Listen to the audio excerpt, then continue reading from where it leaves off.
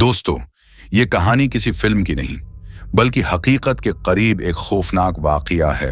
ये किस्सा है एक नौजवान लड़के रिहान का, जो लाहौर के एक पुराने इलाके में अपनी नानी के घर आया हुआ था।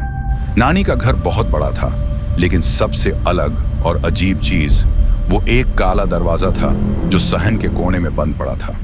नानी ने हमेशा उसे बंद रखने को कहा और खबरदार किया था, रिहान, इस दरवाजे को कभी ना खोलना।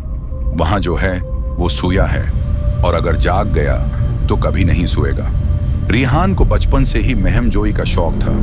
एक रात नानी गहरी नींद में थी। बारिश हो रही थी। हवा में एक अजीब सी सरगोशी गूंज रही थी, जैसे कोई पुकार रहा हो, उधर आओ।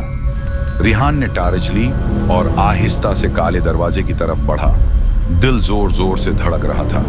दरवाजे के करीब पहुंचा तो महसूस हुआ जैसे जमीन हल्की सी कांप रही हो। उसने दरवाजे की कंडी हटाई। चरचराहट के साथ दरवाजा खुल गया।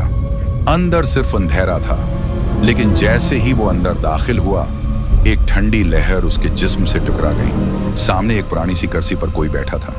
साया हरकत में आया और आहिस्ता आहिस्ता खड़ा हो गया। आंखें सरख, सांस गर्म और आवाज भयानक। तुमने मुझे जगा दिया। रिहान की चीख निकल गई। वो भागा, लेकिन दरवाजा बंद हो चुका था। कमरे की दीवारों पर खूनी हाथों के निशान बनने लगे। साया उसके पीछे पीछे। रिहान जमीन पर गिरा, बेहोश हो गया। सुबह नानी ने रिहान को सहन में बेहोश पाया।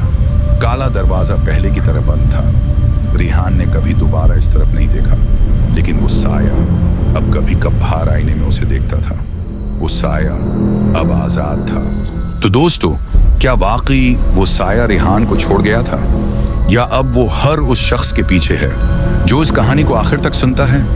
क्या आप अगली रात आईने में उसकी झलक देखने के लिए तैयार हैं? अगर आपको ये कहानी खौफनाक लगी तो वीडियो को लाइक करें, कमेंट करें और हमारे चैनल को सब्सक्राइब करना मत भूलिएगा, ताकि अगली कहानी की दस्तक आप तक सबसे पहले पहुंचे। याद रखें, कहानियां खत्म हो जाती हैं, लेकिन कुछ साए हमेशा हमारे साथ रहते हैं, उमलते हैं एक और खौफनाक कहानी में। अगली बार, तब तक रात को अकेले आईना मत देखना।